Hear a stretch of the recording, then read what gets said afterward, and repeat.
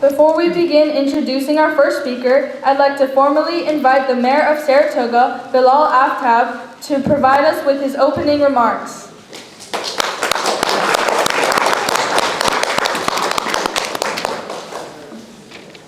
Good afternoon, everybody. Thank you all for being here. And thank you to the Teen Advisory Board and the Youth Commission for putting this event on.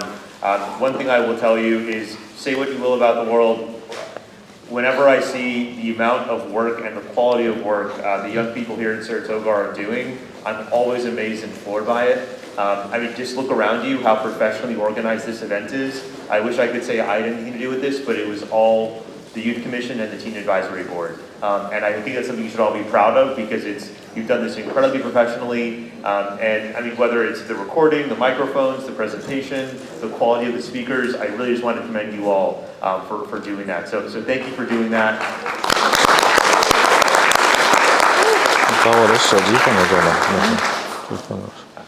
I'm really excited for what we're going to talk about today. Artificial intelligence is something that everyone I know and talk to is obviously thinking about. But what I think is really incredible is how we're talking about it beyond the hype. Obviously, it's one of the most talked about topics in the world today. But we have the benefit of having some really incredible experts here in Saratoga that are going to talk to all of you about it. So without any further ado, I'll hand it back to the Teen Advisory Board and the Youth Advisory and the Youth Commission. But really just want to say thank you all for attending. Thank you all for being here in Saratoga, and I hope you'll go in and enjoy our city this afternoon. Thank you.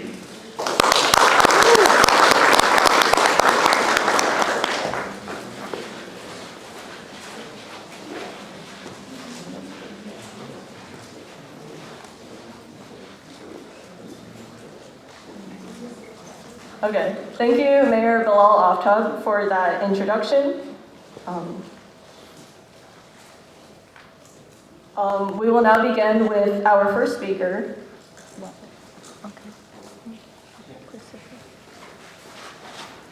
Sorry. Let me first introduce our first speaker, Renxin. Renxin is a semiconductor executive with 20 plus experiences of experience. He has spent the last 3 years as a VP of hardware at Untether AI, developing energy efficient AI inference solutions.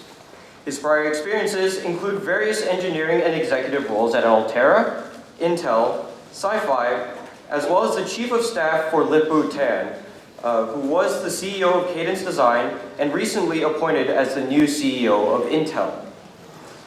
Renxin holds a bachelor's and master's degrees from Stanford and an MBA from UC Berkeley Haas School of Business. Please welcome Renxin Xia.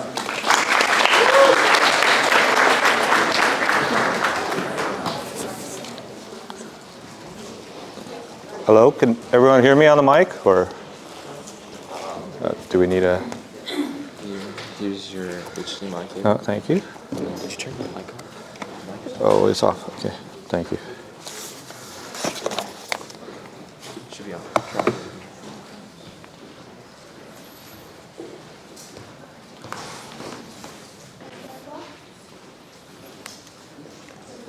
Okay, good afternoon, everybody. Thank you, Chris, for that brilliant introduction. It's always a blessing to be introduced by your own son, so I'm very, very happy. So thanks for spending the afternoon with us. What I thought I'd do today is to just kind of walk everyone, take everybody behind the scene a little bit and walk you through sort of the AI landscape and, kind of talk about the different types of models that maybe you've seen or heard about, and give you an overview of how they work. Of course, me being a hardware guy, I want to kind of conclude by impressing upon everybody here that there's a tremendous need for us to have a very efficient AI hardware in order to enable all these capabilities. Okay, so let's get started. So what is a neural network, right? So neural network is like the fundamental technology behind artificial intelligence. And just like the name suggests, it works just like the human brain or the neurons in your brain. Just like a neuron has synapses that basically collect information from other neurons, and then does some sort of function, and then passes the signal down to the next set of neurons through the axon.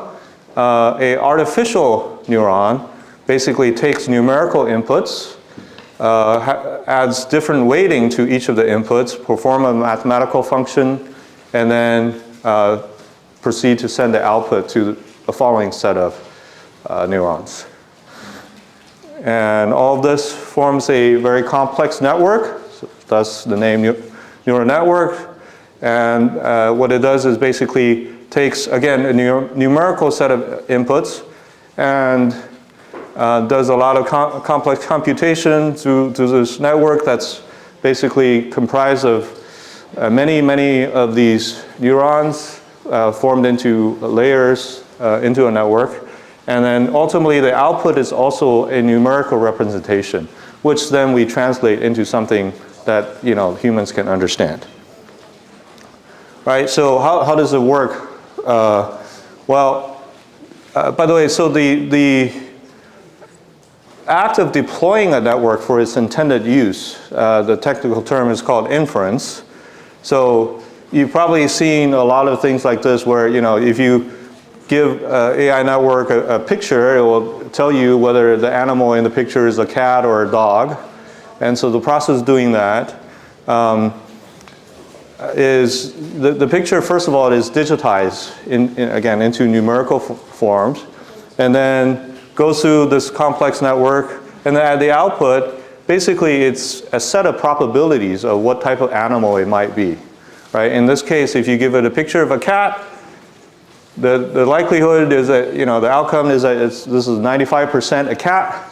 So the result of the network is going to say, okay, this is a cat. And then if you give it a picture of a dog, then it goes through the network, and the probabilities are different. Slightly, it's most likely a dog, but it could also be something else. But in this case, we'll say this is a dog. Right? So this is kind of the process of inference. But how does a network get to this state where it's smart enough to figure that out? Well, that goes through a process called training. So what training does is basically you also give it a lot of pictures, but in this case, each picture is labeled, which means that you give it the right answer, right? So you have a picture of a cat, and you tell it this is a cat, and this is a picture of a turtle, and you send the same picture through the network, and the outcome may be, saying it's a cat, or it may say it's a dog. But then what the training process does is that it takes the error. So let's say, for example, if you run a cat through this, and it says this is 95% a cat, so it's pretty close. It was its guess, but there's still a slight, small amount of error. Then it will do is that it will back propagate the error back into the network. It's a lot of complex math. I don't want to go into details here, but basically it tweaks the different weights in each of the networks slightly, so that to minimize the error next time you run this picture through, right? And then if you run a picture of a turtle through, in this case, maybe the network isn't trained well enough. It actually thinks this is not a turtle, it's a dog. Well, the error is bigger, in which case then it will back propagate that bigger error back into the network, so that each of the weighting is tweaked a little bit more. And if you repeat this process millions and billions and now even trillions of times, you'll finally stabilize in a form that it can predict most of the animals accurately. But nevertheless, this is not 100% accurate, and as you can see, this is probabilistic, right? It's not 100% sure what the animal is, but neither is a human, right? When you see something run across the street, you think it's a squirrel, but you're not 100% sure either. Okay, so there are two main categories of networks that I'm sure you guys are all familiar with. And the one that we just went through is that there's one type, it's called vision network, right? So it acts like, it recognizes images and videos and things like that. And of the vision network, there's two main types. One is pretty straightforward that we just went over. It's classification. So it basically, you give it a picture, it tells you what it thinks is in the picture.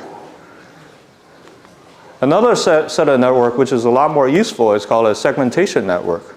So in this case, it not only tells you what's in the picture, but it tells you where in the picture these things are, right? Like for example, you see here a picture of a car driving on the road, and it will tell you not only there are cars and pedestrians and sidewalks in the picture, but it will segment out where the cars are and where the pedestrians are. So as you can see, this has a lot wider usage in terms of autonomous driving technologies, or counting number of people that walk through a subway station every day, those type of things. Okay, and then the other one I'm sure you guys are all familiar with is generative AI or large language models, right? ChatGPT, those type of things. So how do these type of networks work? Well, so they work slightly differently than vision networks. So what happens is that it's still the kind of a network structure, but then you give it a prompt, right? You ask ChatGPT a question, for example. Then how the network works is that it takes the input tokens. These are called tokens now. The words are translated into tokens. Runs through the network, and again, it kind of predicts probabilistically what the most likely next word is, right? And then once you have the next word, then it takes the output word that it just generated and the input prompt, take that entire thing back into the network as an input in order to predict the next output word, and so on and so forth. And it can now write essays and generate videos, right? So as I talked about, so tokens can be words, like in a large language model. The input and the output are words that you converse with the chatbot, but they can also take other forms like pictures and sounds and videos. So this is where we get into, you may have heard the term multimodal models. It just means that the input and the outputs can take on different modalities, right? So it can be text, it can be video, it could be sound, it could be pictures. An example here is that you give it a picture and you ask it a question in words, right? Where is a giraffe? And then the output in this particular case is also in words. It says behind the fence, but the output you could also make it create a jingle around the picture that you just sent, or create a video. So these types of networks is called multimodal networks. Another terminology that you may have heard of is called mixture of experts. What does that mean? Well, we just talked about, models are getting more complicated. They're taking different modalities. They may be answering different types of questions. And it used to be like everything is one big gigantic mess of a network, and it's getting more and more complicated. Well, now people are taking a divide and conquer approach. So the mixture of experts basically means that there's sections of the network that are, sort of better suited to tackle a certain type of problem, or maybe handle a certain modality. And if depending on what the input is, then it exercises a specific part of the network in order to process that information and provide the output, right? And so that makes the networks a little bit more organized, better suited to answer specific questions, and more efficient.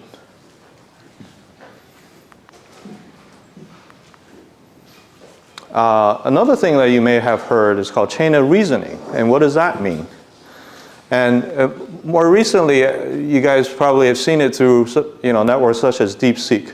So how chain of reasoning works is, chain of thought, is it actually acts like how human processes a complex problem. It breaks it down into smaller chunks and more simpler problems, and then answer each of them step by step to arrive at the final answer, right? So a very simple example, I don't know, the font is pretty small, but basically it's an elementary school math problem. If a train leaves Chicago going west at 80 miles per hour, and another train leaves San Francisco going east 70 miles per hour, when do they meet, right? Now, if you're a math genius, maybe you solve that just right off the top of your head. But for most of us, what we do is we break this problem into steps. We say, well, first we need to know how far San Francisco is from Chicago, right? So let's get that answer. And then you calculate, well, what is the actual relative speed of the two trains moving towards each other? Well, 70 plus 80 is 150 miles. And then now you have the distance and you have the actual relative speed. Then you can easily calculate the time when the two trains meet. So this is kind of a simple example, but it illustrates kind of how chain of thought breaks a complex problem into smaller steps and solve them one by one. Okay, now we move on to agentic AI. So I don't know if you guys have heard, but that's going to be the next evolution and in AI capabilities. So what AI agents do is that instead of right now, the AI tasks that we talked about, whether it's a chatbot that helps you, write some paragraphs or get answer questions for you, or a vision network that processes some images and videos for you. They're performing a very specific task, but they don't own anything, or they don't make decisions, and they don't really have reasoning. So AI agents is the next step in the evolution, in which case, AI technology operate much more independently. At a recent keynote I was at, the speaker talked comparing agentic AI to self-driving technology, right? So that if you use that comparison, the current AI technology we have is very much like the ADAS technology you have in your car, right? So the adaptive cruise control, the lane assist, blind spot assist, those types of technologies, they help you drive more safely, but they don't actually drive themselves, right? It doesn't drive the car itself. But agentic AI will become just like full self-driving, in which case, and self-driving also has different levels. Right now, maybe we're at level 3, in which case it means that it can drive in certain environments, but the driver still needs to keep your hand on the wheel, that sort of thing. And this agentic AI is also going to evolve into that next level where it can handle more complex tasks independently, but probably still have a human there just in case. But eventually it can get to level 5, in which case it should be able to handle very complex tasks fully autonomously. Right? So this is all evolving very quickly. Okay, as I've said, I'm a hardware guy, so I want to just give you a flavor of what it takes behind the scenes to drive all this technology. Right? ChatGPT 4, just to give you a sense, the model size is 1.7 trillion parameters. And that has increased 15,000 times in the last 5 years. Think about it. It's almost 10 times increase every single year. That's a tremendous amount of growth, and it will continue to at that pace, if not even more accelerated. And the amount of data it takes to train that model is 10 trillion words. And as I showed you earlier, actually each word goes through that training process many iterations. So the entire training time, it took 6 months on 10,000 GPUs to train ChatGPT 4. And it cost $63 million. But more importantly, it consumed 50 gigawatts hour of energy, which is equivalent to like what 4 million people actually use in a year. And if you think about it, and this is just for one training run, and most of the training runs fail. So AI scientists actually have to create a lot of different models and train them many different times just to get one working ChatGPT. And so it's no surprise that the estimated AI energy usage in 2027 is estimated to be 100 trillion watt hours, or 1% of the entire world's energy consumption. And everybody knows about NVIDIA and their GPUs. The reason why their stock is going through the roof is that they're currently the best solution out there for AI, especially for training. And it's no surprise because just the top 4 tech companies. Just only 4 companies alone are spending $300 billion on AI infrastructure. But GPUs are not really designed for AI. They're designed for graphics processing. So, and they're, like I said, they're sort of dominating in training, but on the inference side, there can be a lot more efficient solutions out there. And ultimately, inference will outpace training because just like ChatGPT, you train it once, even though it takes 6 months and this much money and this much power, you only need to train it once. Once it's trained, it's deployed, then it's used by billions and billions of people, thousands of times a day. So the actual amount of inference that you do in the life cycle of an AI model is a lot more than training. So hopefully this gives you a flavor that, in order to really proliferate the technology and continue to grow without, collapsing our economy and our environment and all of that, the world really needs a lot more efficient AI solutions out there, especially on the inference side. So that's the end of my talk. I hope you all learned a little bit today, and I'm happy to take any questions you might have.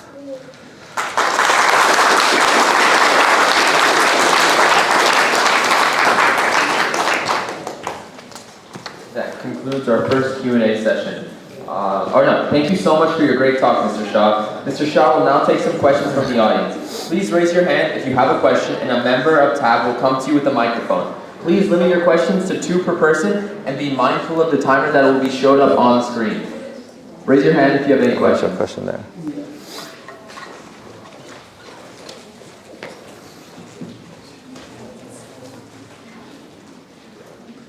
So obviously, as you mentioned, graphics processing units aren't the most efficient solution out there, and I've heard of some companies are going into making units that are just for machine learning and optimized for those kind of solutions. So what companies globally should we be looking at right now and following, especially those of us who are interested in computer engineering? Untether AI is one of them. No, I'm just advertising for my company. There are a lot of different companies doing AI solutions out there, in particular also AI inference solutions. But also you have to keep in mind that this solution space is incredibly wide-ranging, right? So there are companies developing solutions that work on your phone or on your watch, and there are companies that are developing more energy-efficient solutions for data centers, right? And then there are companies developing solutions for cars and drones. So it's not going to be a one-size-fits-all. There's going to be a lot of very specific solutions that are optimized for different end markets. Any other questions? There's a question. Okay. Uh-oh.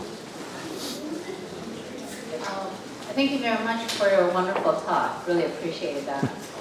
I do have a question. It's striking to me how much power AI actually require at this very beginning of the AI era. I don't know if you have any thoughts about how much eventually the energy AI will have to require, and how do we come up with solutions for that? Well, yeah, those in the semiconductor field, I'm sure there's some in here in the audience today, know that Moore's law is coming to an end, or at least slowing down. So that means that we don't automatically get the less power, more performance that we get just from semiconductor technology scaling by itself.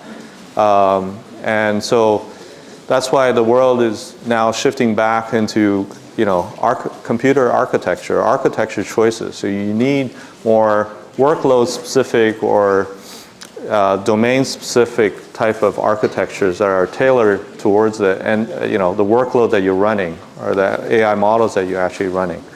That's the only way that we will have to continue to innovate to keep up with the increase in demand. Any other questions?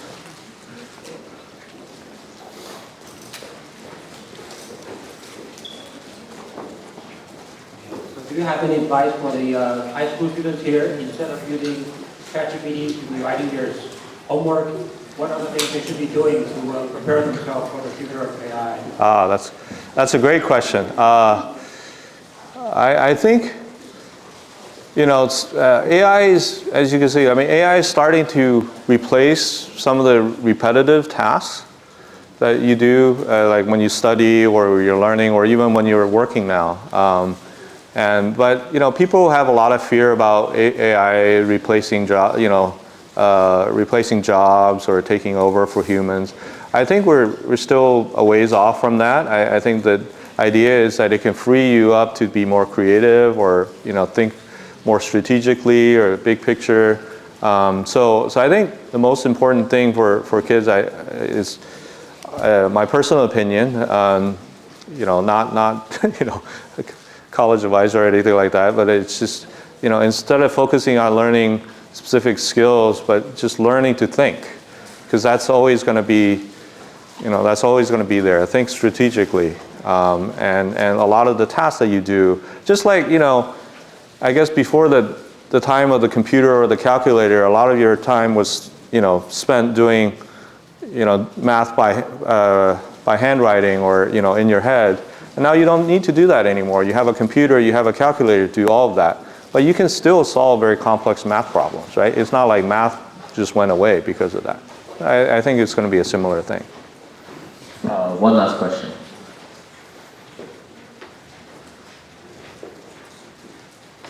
Okay then, I guess that wraps up our Q&A session. Please put your hands together for Renxin Shah. Thank you. Let me get this out of your way. Thank you. Our next speaker is Dr. Paul Tang. Dr. Tang is an adjunct professor in the School of Medicine at Stanford University and an internist at the Palo Alto Medical Foundation. Previously, Dr. Tang was Vice President, Chief Innovation and Technology Officer, and Chief Medical Information Officer at Palo Alto Medical Foundation, where he implemented the electronic health record in 1999, which was the first one in California. That is amazing. He has over 35 years of executive leadership experience in health information technology with medical groups, health systems, and corporate settings. Please welcome Dr. Paul Tang.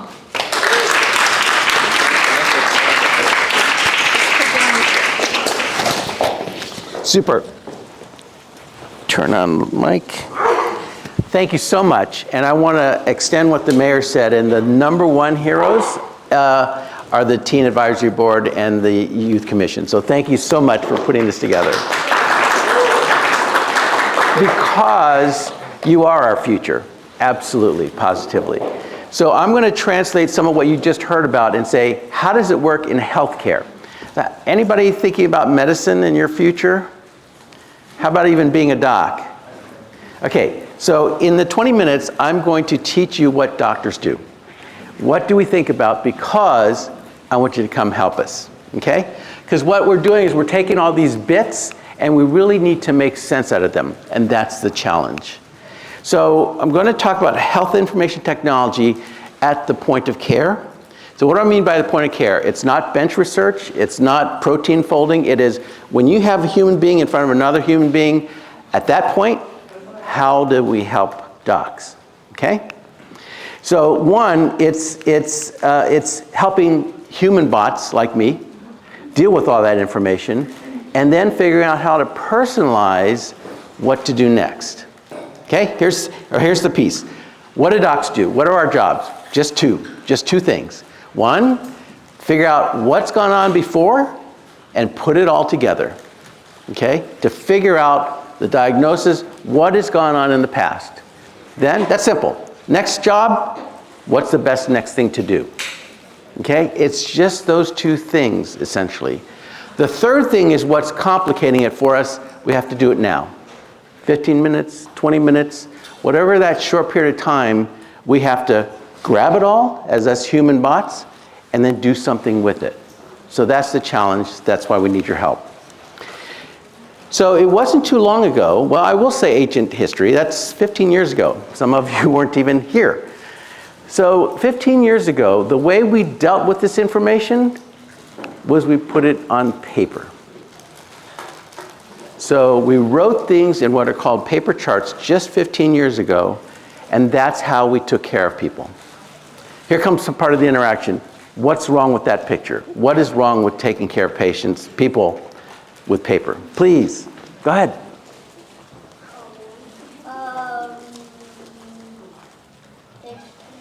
Takes too long, right? I said now. What else? Please. It can't. It can be destroyed easily. Absolutely. In other words, lost. 30% of the time when we were working that paper record just 15 years ago, we didn't have the chart, even though it was somewhere in the building. Another one. Remember we handwrote these things? Please. So you're taken care of in this clinic and you go to the emergency room. Where is the chart? How many charts are there? There's one chart. It was never where you wanted it. So in other words, we were flying blind most of the time. That was just the normal thing. So basically another part of my life was in public policy. So in 2007, I was working with Congress and the administration to try to figure out, look, we really need to computerize the medical record. We got computerized everything else. Didn't pass then, but in 2009 when we had this banking scandal and the economy was tanking, there was a bill, it's called the stimulus bill or ERA, and part of that bill was a provision called high-tech. And we went from this, as I said, just 15 years ago, to this, which is basically the majority. Now, what's the other importance about the fact that we had no data in 2011? There ain't no AI. You can't make any models that you just heard about, and you don't even have the data to apply them to. So just 15 years ago, this was not a scene at all, or could it be? So now we got it in computers. Great, it can be everywhere that we need it, but we have a data overload problem. So the problem to solve is similar to this. This is an old-fashioned cockpit. Now people used to fly planes like these, and it's very transparent. Everything you want to know, the fuel, the flaps, etc., there's a dial for that.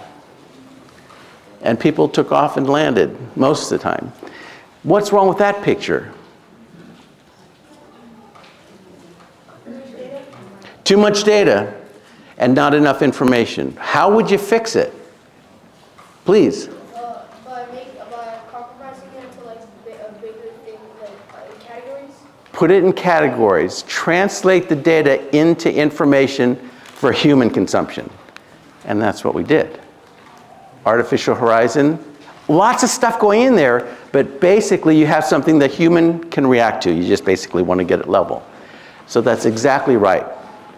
What do we do when we put all that information into computers, the medical record, the thing we complain about from the paper? This is how it looks to us docs. Does it remind you of anything? Sort of like that plane, right? So what we did is we computerized the paper. We stuck all the paper into these boxes and then spit it back out at us. So the problem to solve, and that's going to be something I bring up over and over again, is I need insights, something a human can absorb and then apply the things that humans bring to the table that the computers don't, at least yet. So I need to get insights from all of that data. You said too much data. Okay, so remember I said there's only two things we do. One is figure out what's been going on, and one is what's the next step. So let's look at the what's been going on part. So this is a study I did back in the day when we were working on paper, but it's the same information.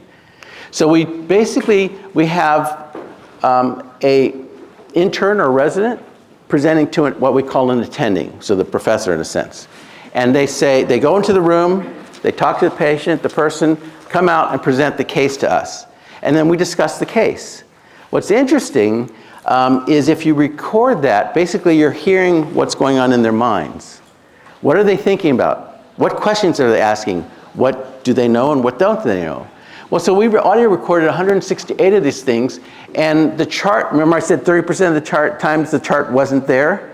So we had to cheat. We kept carbon copies in our department. So we had it 95% of the time. So But 81% of the time, in other words, routinely, we didn't have the information we needed to help make decisions on that patient that day. What were we missing?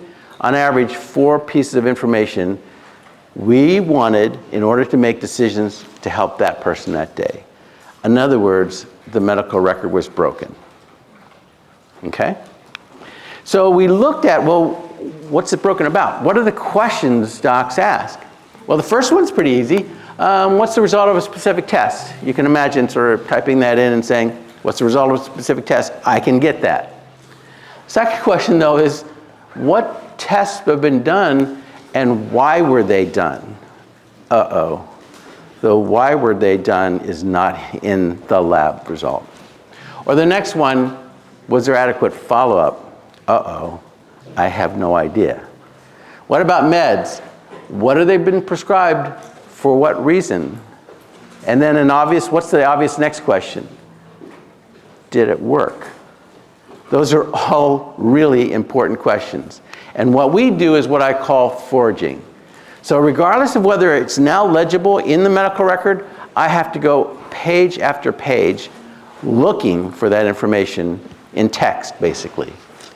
So what I'm really looking for, though, are the insights, like why did they do that? What did they do about it? And did it work? Very, very simple, logical questions.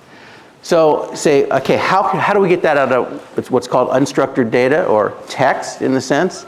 Well, the human has to read it and say, well, look, why don't we have somebody who knows some of this knowledge go highlight just the important information, like a medical student, because they've just finished, medical school. And say, highlight the important piece of information. And that's what you would get. Because everything is important. Everything's related, right?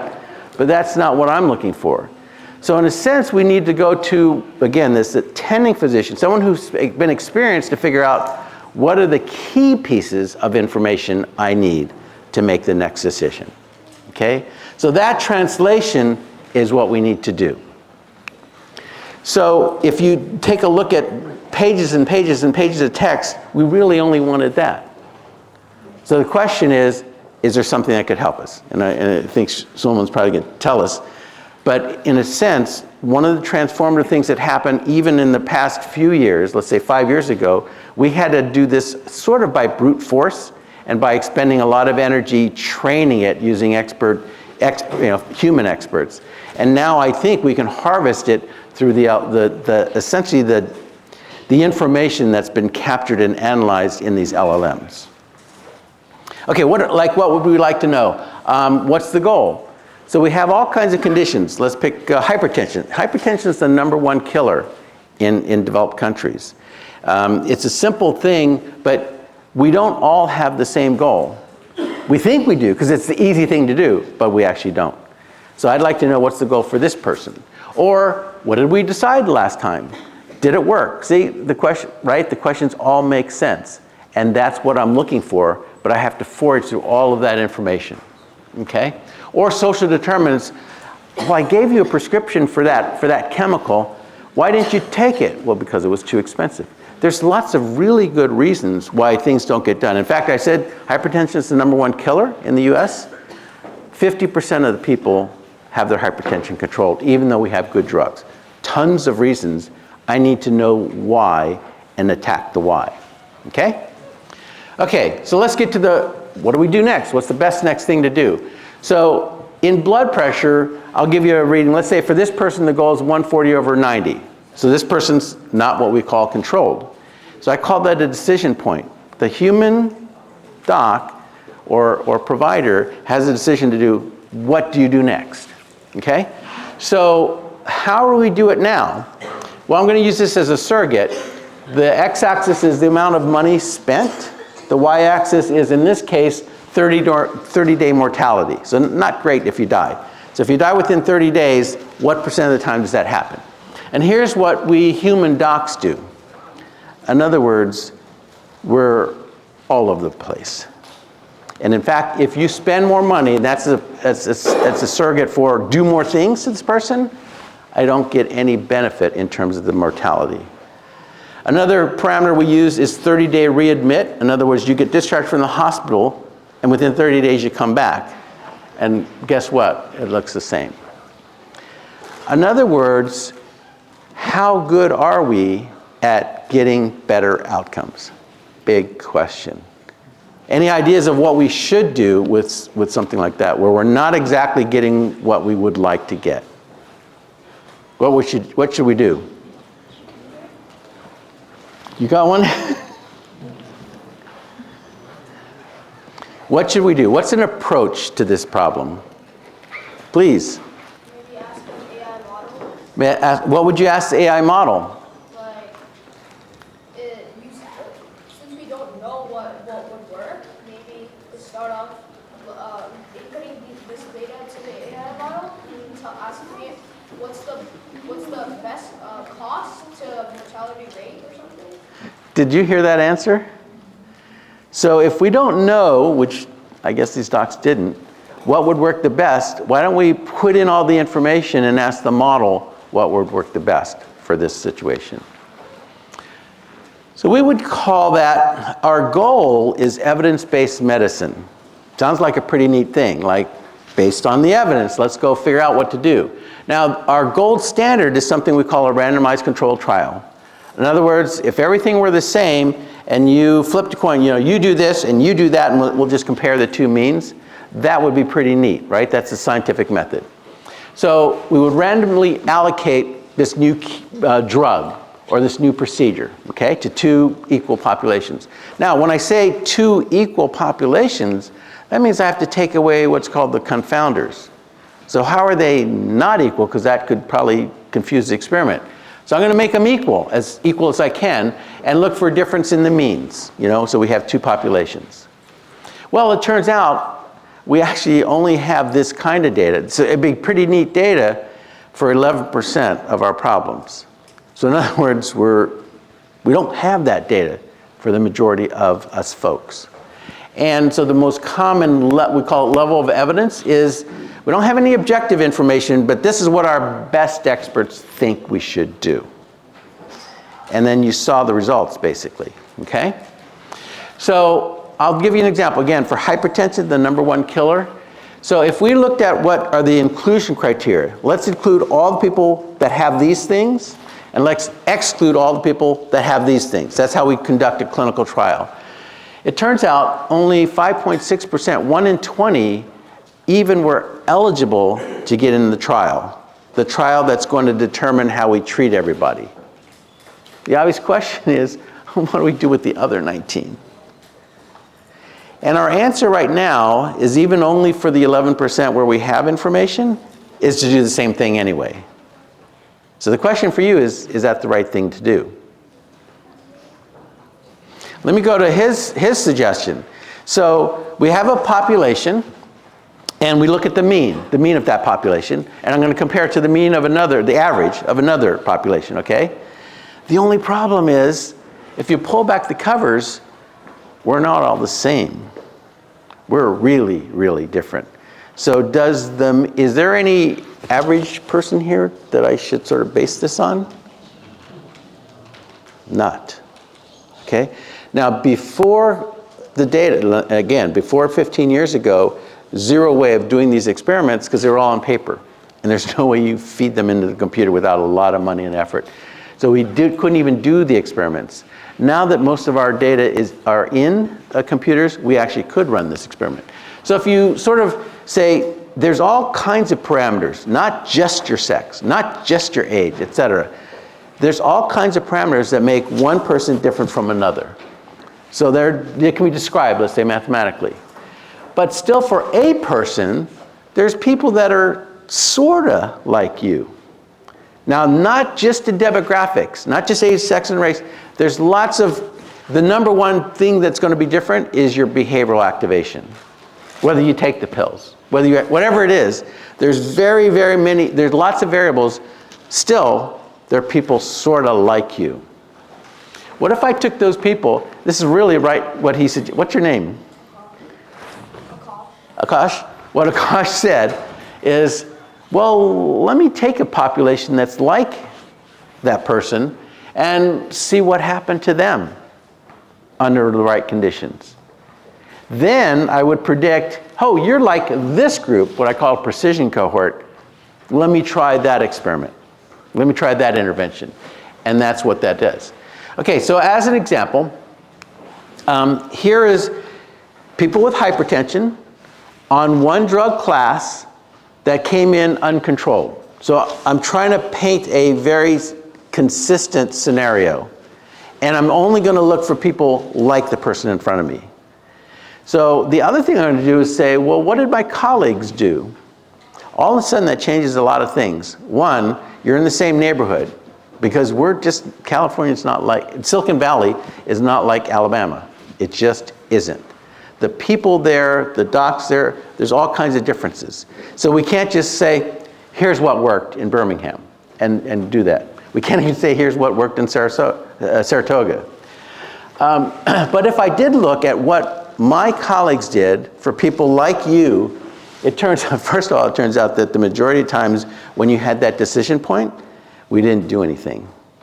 Lots of reasons for not doing anything, lots of excuses, but that's what happened.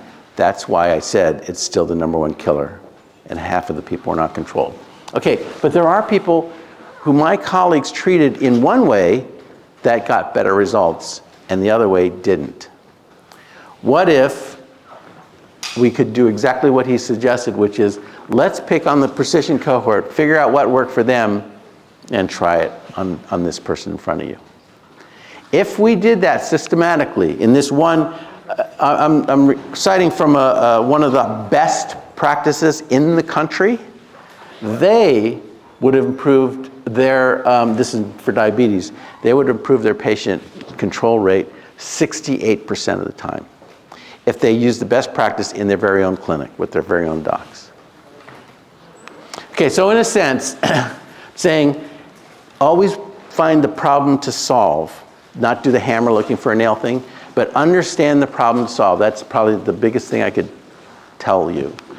And first help me do what I do, which is use this thing called professional judgment, or the things that I've learned over the many years, and apply that instead of spend my time foraging, point one. Second is help me figure out what would be, give me the data, the insights that would tell me what would be the best next thing for this person. And that would help return the professional joy.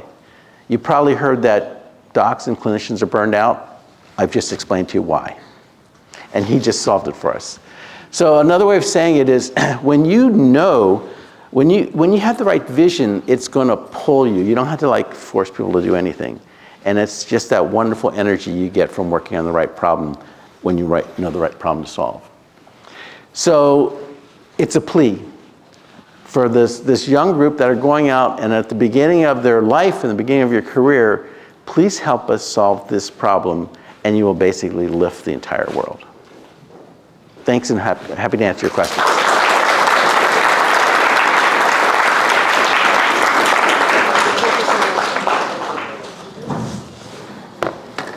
Thank you, Dr. Tang, for a great talk. We will now be taking questions from the audience.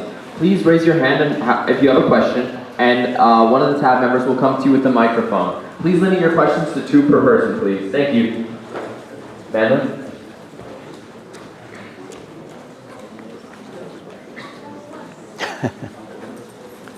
Right, that was a great talk, thank you. So I'm really impressed to know that you kind of work with Congress to pass legislation to support digitizing medical data. Right now you're saying the next step is kind of collect all the data and let maybe a language model tell you what's the part of the next step, especially for new doctors. Right now, what's the sentiment in Sacramento about kind of using AI in healthcare? Are there concerns? Are they all for it? I'm just really curious. So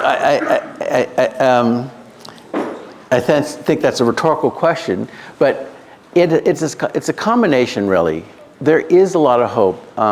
This time around, and actually I worked in AI in the 80s, and some of you may have heard that the spring and the winter of AI. So there was too much hype. And there probably is too much hype right now, but if you go after the problem to solve rather than the newfangled gadget, we're much more likely to figure out what's needed and which of these AI tools would apply to this problem to solve.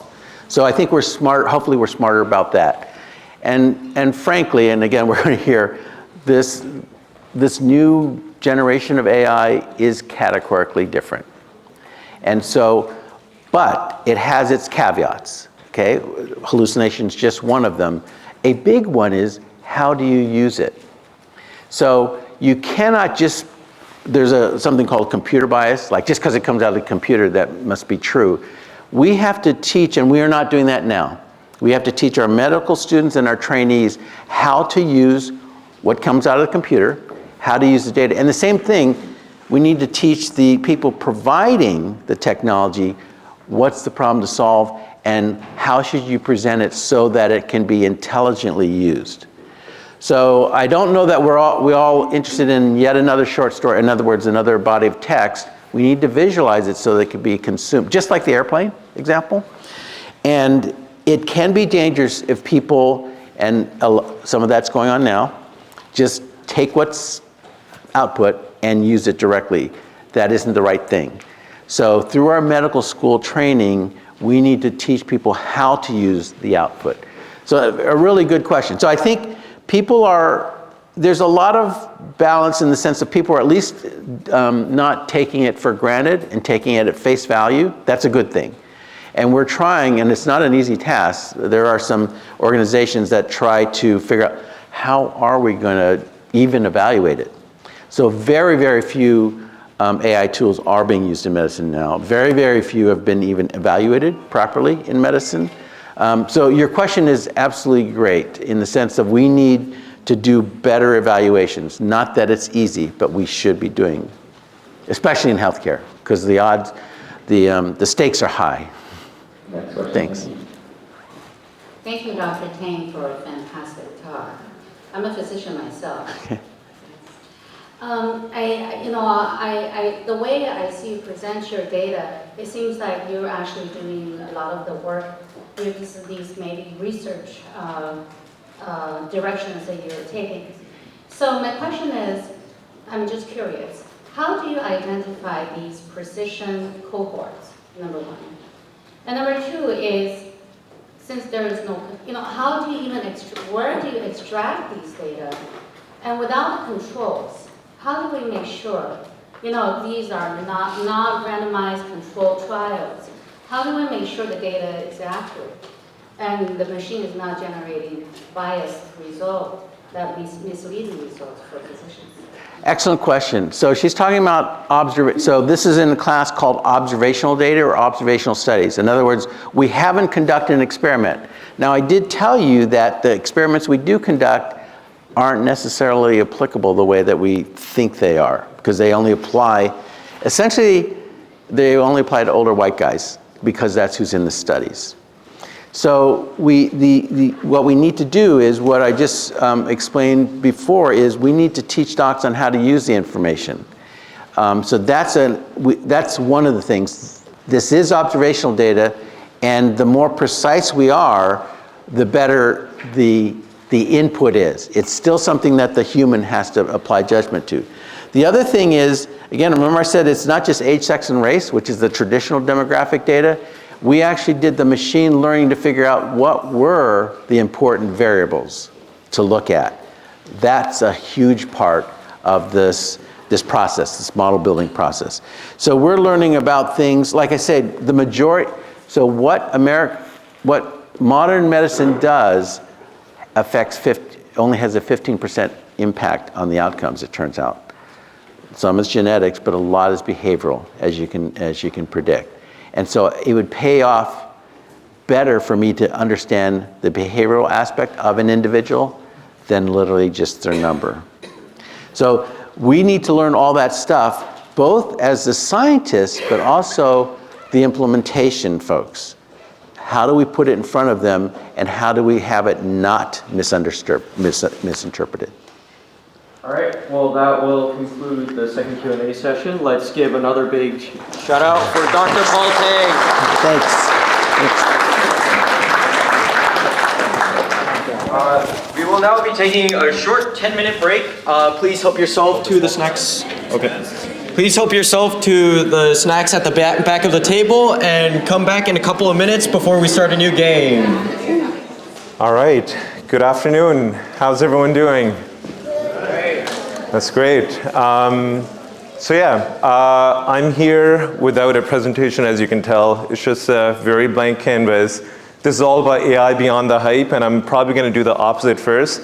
I'm probably going to create a lot of hype, and then we're going to live in the future for the next few minutes, and then we're going to come back and we're going to talk about what our responsibilities as youth would be to build the future that we all should be looking forward to. So, how many of you have heard the term vibe coding? Or any coders out here? First off, any coders out here? Yeah, a few, right? And how many of you have heard of the term vibe coding?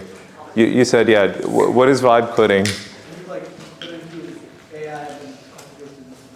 Yeah. So basically the idea is that Andre Karpathy actually came up with a term. The idea is that you don't even know how to write code.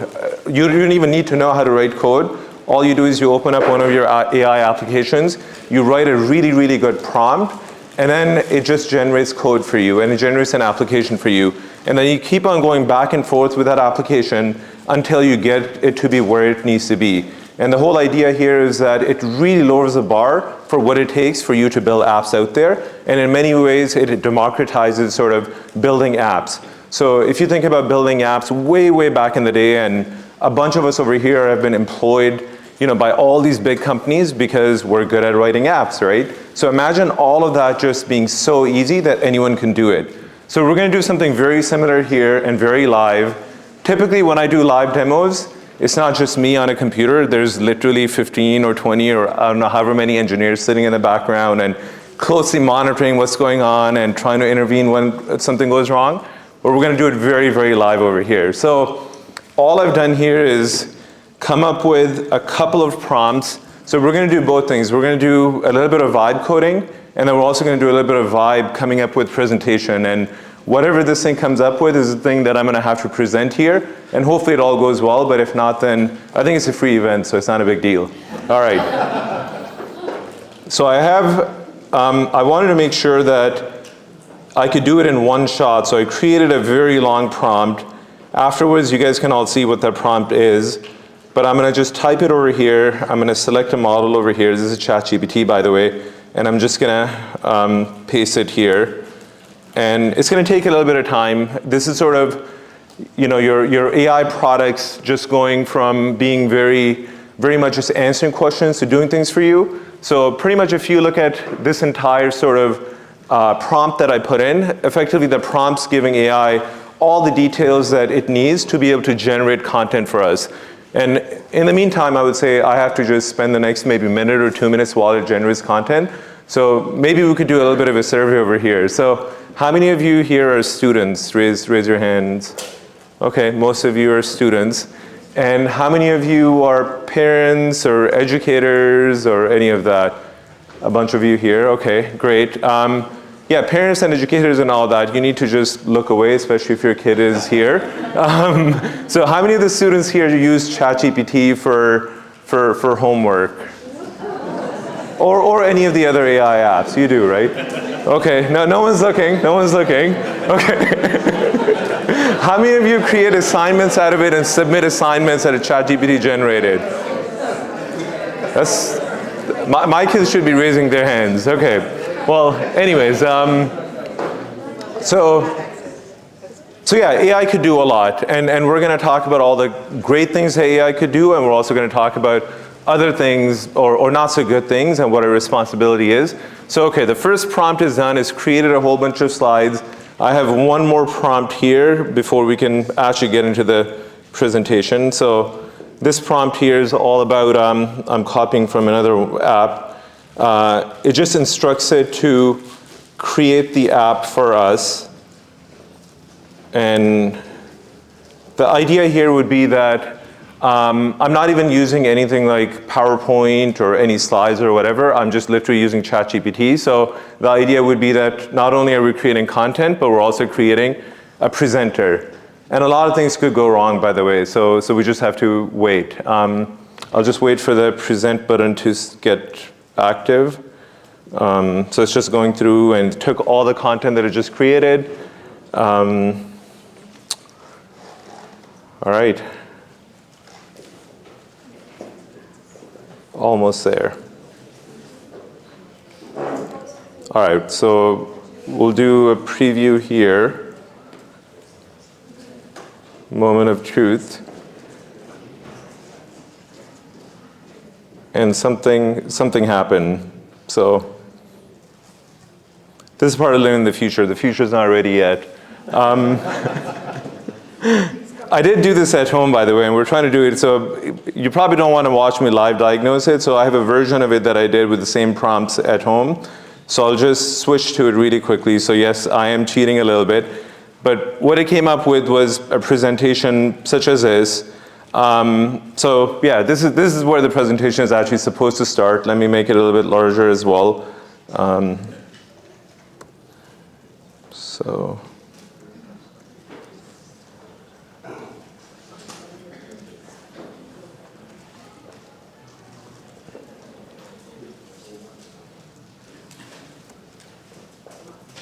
Yeah, I think this is good enough.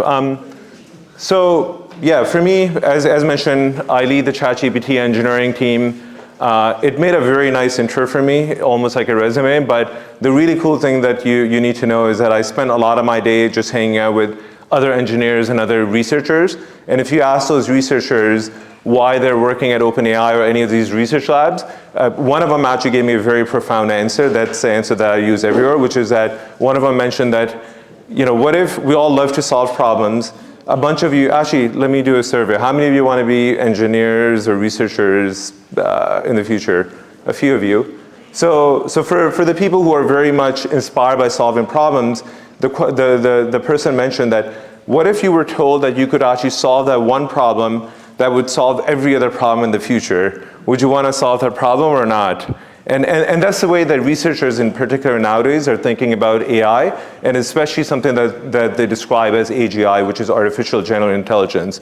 That if you are able to figure out AGI or build something that actually is AGI, you're solving that one problem that would help us solve a lot of problems in the future. And at the same time, people at that point also give it another name as well, which is ASI, which is artificial superintelligence. But we're really at the brink of something huge right now. Let's make sure this slideshow viewer works. So yeah, want to talk a little bit about AI. AI has been talked about. There's a lot of hype around AI, and especially recently, the hype has only increased. But AI has been around for a very long time. Can people think of examples of AI beyond just sort of the LLMs or chatbots that they use? I mean, there's some of them here, but yeah, go ahead. Siri or like that. Yep, Siri is a really good example. You talk to Siri, no one has really gone in and programmed into Siri when you say, how are you, how it's supposed to respond, it just goes and responds. That's an example of it. Others, I'm sure none of you spend time on TikTok, but TikTok recommendations would be a really good example of it. TikTok knows exactly what food you like. TikTok knows, whether you're a cat person or a dog person. So really, AI has been around for a very, very long time, but something special has really happened when it comes to AI very recently, and that's sort of where a lot of the hype is coming from as well. So to go back in time, how many of you have heard of Alan Turing, the computer scientist? Alan Turing, wow, a lot of you, okay. Does anyone know what Turing test is? Yeah, go ahead.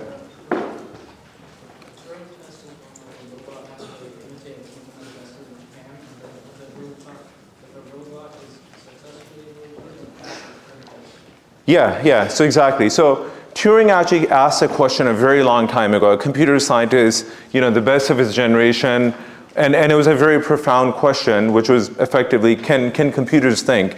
And in order for him to evaluate whether a computer can really think, he came up with a Turing test. The Turing test is really that, imagine that you're sitting in front of a computer and you're, let's just say, typing something, and you're talking to someone on the other end, and you don't know who that is on the other end.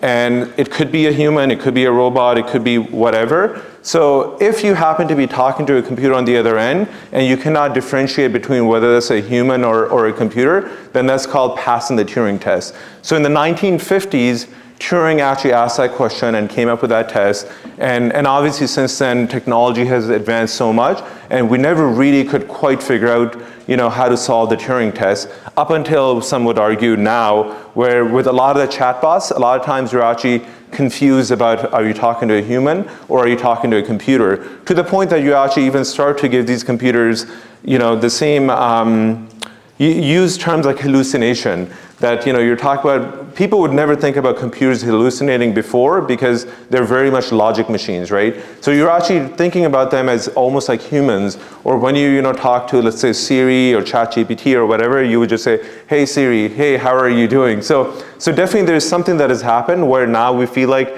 we're actually starting to pass the Turing test. But there's a lot that has actually built up to this level and that has brought us to where we're at. One really big thing is that there's just been a rise of the internet. So, when I was growing up very, very young, I was actually born in a time where we did not have personal computers at home. And before any of you ask it, it was not the 1800s. We did not have personal computers. Then at some point, there were personal computers that made their way in homes. And then there was internet, and a few of you might know the dial-up internet where you actually, everyone has to be off the phone and you have to do the dial-up and it's very slow. You're only online 15 or 20 minutes a day and all of that. And things just only progress from there. But this is actually really, really important. As internet and computers became more and more available, people started to generate a huge amount of data to the point that, if you look at people's Facebook statuses from maybe 15 years ago or something, you can actually literally pinpoint where some people had eaten at the exact sort of time 10 or 15 years ago, because people are just checking in and they're creating a huge amount of content online. Oh, my computer just locked. Just give me a second. Okay, so people started creating a huge amount of data. At the same time, a lot of different companies actually took all the information of the world, which is literally books and all of that, where Google had these initiatives where they're scanning every single book that they could find, and they're just putting that on the internet and all of that. And internet actually started to represent the collective sort of knowledge of all of humanity. Then another thing happened, which is the GPUs. I don't know if there's any colleagues here from NVIDIA, but you've done some amazing work for the world, not just because people can play games, but GPUs are extremely, extremely good at mathematical processing. So when you actually combine it all together, on one end you have all of the data of humanity and knowledge of humanity, and on the other end you have these GPUs that are extremely, extremely good at computations. You could train these things called large language models, or through the transformer architecture that one of the earlier speakers talked about as well. And then that led to this thing called ChatGPT or just any other chatbots that got created. So that's sort of where we're at right now, and things are obviously continuing to progress as well. So one interesting story about ChatGPT, and this obviously predates me because this was 2.5 years ago, so I haven't been at OpenAI for that long, but when researchers and when engineers at OpenAI created ChatGPT, what they were actually trying to create was what they described as super assistant. So they called it literally super assistant. So something like, any of you, I don't know if you've seen Iron Man or whatever, the Jarvis, that is the thing that they were trying to create. So if you look at any of the code at OpenAI right now, you would actually see the code that has a prefix SA, which is meant to be super assistant. So as a way for them to evaluate how good the super assistant was, they created this thing that they internally called ChatGPT. ChatGPT is not even a proper name if you think about it. There's Chat and then the GPT, which is sort of the architecture sort of reference over here, and they just combined it to call it ChatGPT. And what they realized is that this thing is actually really, really good. So then they actually put it out to the world, and it was actually known to be, or the initial version of it, they literally called it low-key research preview, that, like this thing is very interesting, we think that there's something there, we'll put it out there and we'll see how people use it, and then the rest, as you know, is history. So that's sort of where a lot of the Claude by Anthropic and Gemini and all of that, they all started as chatbots. So the entire world started to make chatbots. But really the end goal that all of these companies have is that they want to create what they call super assistants or agents, and that's sort of where the world is moving as well. And actually since the ChatGPT moment as well, there's been a bunch of different innovations in that space as well. So original GPT architecture or these LLMs are very, very good at effectively capturing the knowledge that they're trained on and just responding to you based on that knowledge. Some of them are actually very good at also some what we call tool usage, which is going out and searching the web or generating images or whatever else, but effectively there's a bit of a cutoff point that they have, that they can only solve problems based on the knowledge that they were trained on. And then the new innovation that actually one of the prior speakers also talked about, chain of thought or reasoning, is the idea that not only do you have sort of that knowledge that they were trained on, but you also have you can put more and more compute at the time of inference, where you're asking them to answer questions for them to solve very, very complicated problems. And that is now leading to something that is a lot more agentic and something that is actually going to start to resemble a lot more of a super assistant or an agent that everyone is after. Now, a lot of people believe, and I'm into the hype as well, by the way, which is that this is sort of a revolution of our time, and by our, I mean really mostly your time, not us dial-up internet people. Human beings have gone through a lot of revolutions. They always trigger a lot of very, very important and existential questions as well. I mean, there's the agricultural revolution that really, really changed the way humanity's lived and how they interacted with each other and all of that. There was an industrial revolution that actually moved a lot of people to the cities and all of that, and people were again asking the question, this has just totally changed the way that we live, but then everything ended up being okay. Then there was a digital revolution. We talked a little bit about that. Even in a digital revolution, a lot of questions that were being asked was that, what is it going to do to all the jobs that are out there? Are the jobs going to disappear? Are humans going to disappear? But then it just turns out that everything is okay. There's just a lot of memes out there, like the one over here, but we're all okay. And the same questions are being asked about AI as well. So the main thing that the message that I had over here was that change is always scary. Humans are very, very malleable. Human beings have been through it before as well. This is another chapter, and this is sort of our ability to innovate and adapt as well. And this is sort of the problem with AI-generated content, by the way, which is that the ordering is a little odd, but I'll go with it. We talked a little bit about what could go wrong with AI. And the couple of things that really come to mind at a high level is that there are a lot of ethical considerations. They start with sort of the way the models are architected and the data that they're trained on. It turns out there's a lot of data in the world that is good data, and then there's a lot of data out there that is also bad data.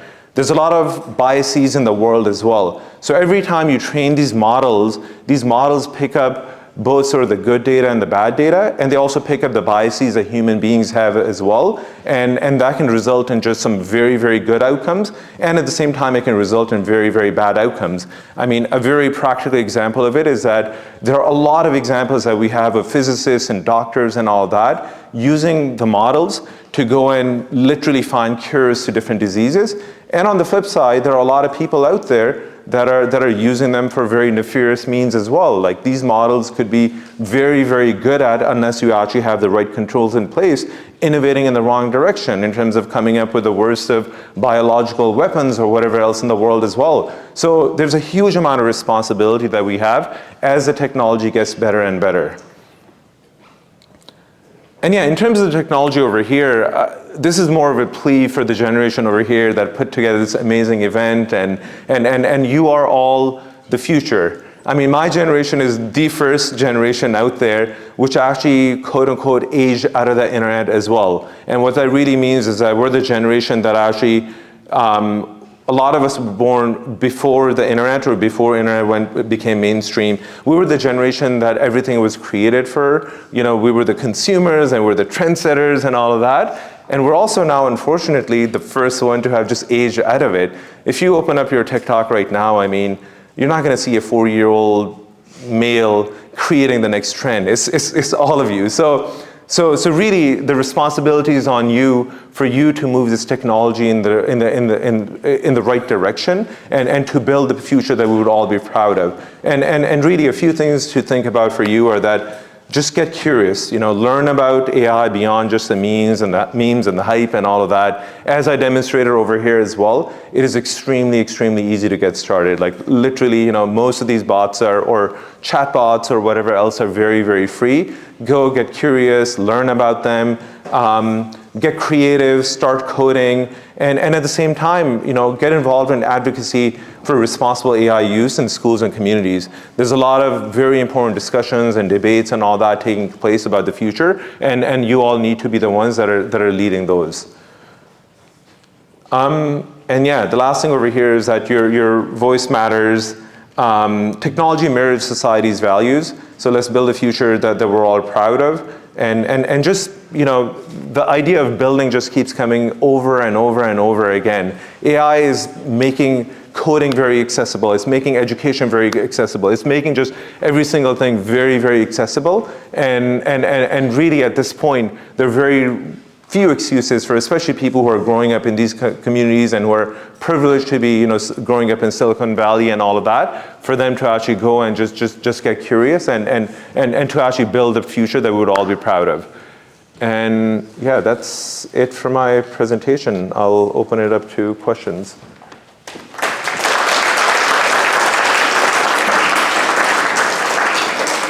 Thank you, Mr. Choudhry, for the great talk. We will now be taking questions from the audience. If you have a question, please raise your hand and one tab member will come to you with a microphone so you can hear the question, okay? Thank you so much. And please keep your questions limited to one per person. Hi, thank you. I have a question. So as we know, AI has been trained on existing content, but now AI is also putting a lot of content out there. So what happens when we get into that loop of AI getting trained on its own content?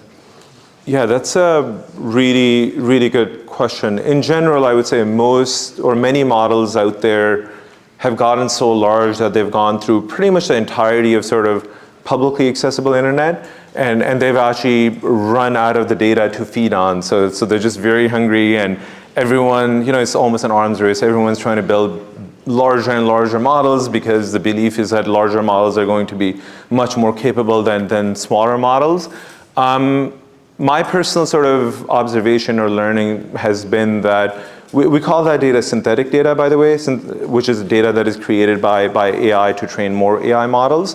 And that data could be extremely, extremely valuable to have models that are extremely good at certain use cases. So as an example, if we train a model that actually is trained on a lot of coding data, especially synthetic coding data, that model could in turn, in theory, be very, very good at coding. So there's almost an acceleration of progress that we're seeing by sort of the availability of that synthetic data or AI data in order to further improve AI models. And everyone is sort of looking forward to even faster progress in terms of AI through the availability of that data. Hopefully that answered your question, yeah. Mm-hmm. Arjun? Or no, sorry, yeah. Thank you. This question maybe for all three speakers here. So with the AI for this generation or the younger one here, do you feel there will be big change on their career choices, on what they should get out of the education? How would you think about for all three speakers? Yeah, I really like one of the prior speakers who answered it, which is that I think the curiosity and the sort of focusing on just learning to learn is, in my opinion, very, very important for this generation. The other way that I've actually personally thought about it is that I would say a lot of the focus in the last 5, 10, 15 years has been very much on what I describe as hard skills. You're very good at coding and you're very good at X, Y, Z, you're very good at memorization or whatever else. I do wonder how much of that focus is now going to shift back to sort of soft skills as well, because you could imagine AI being sort of a really good companion, collaborator, colleague, whatever, that is very, very good at hard skills. Then I do feel like the focus would be back on soft skills as well, in terms of just, your level of empathy, your curiosity, your ability to collaborate with others, communicate, and all of that. So that's just my personal opinion, yeah. I don't know if others want to weigh in. Yeah.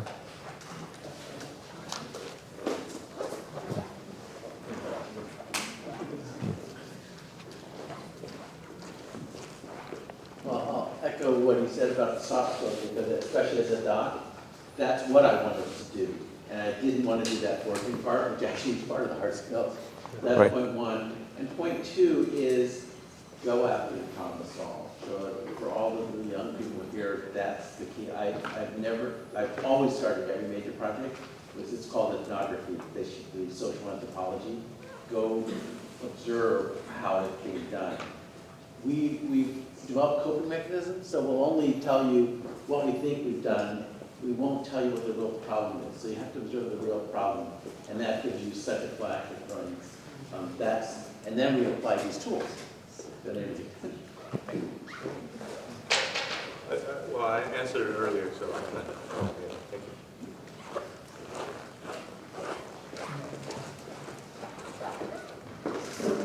One last question.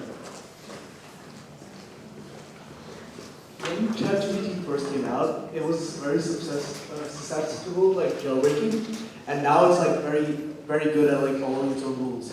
And so, at what point in the model do you introduce those safeguards? Is that the training data, or is it just pouring its response? Yeah, a lot of those safeguards come in what we call as post-training. So you have a very raw model, and the raw model is very, very good at intelligence and a bunch of different capabilities.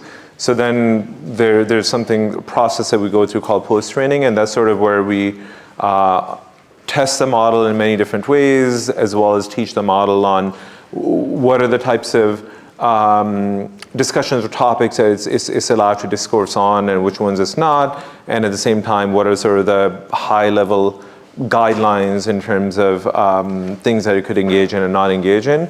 And yeah, it's very much a cat and mouse game as well. It sounds like you've had success jailbreaking it before. We try to make it more difficult, but at the same time, we do want to make sure that it's as sort of unopinionated of a tool as possible for people to use and to get the most value from as well. Okay, that concludes our third and final Q&A section. Please put your hands together for Sulman Choudhry.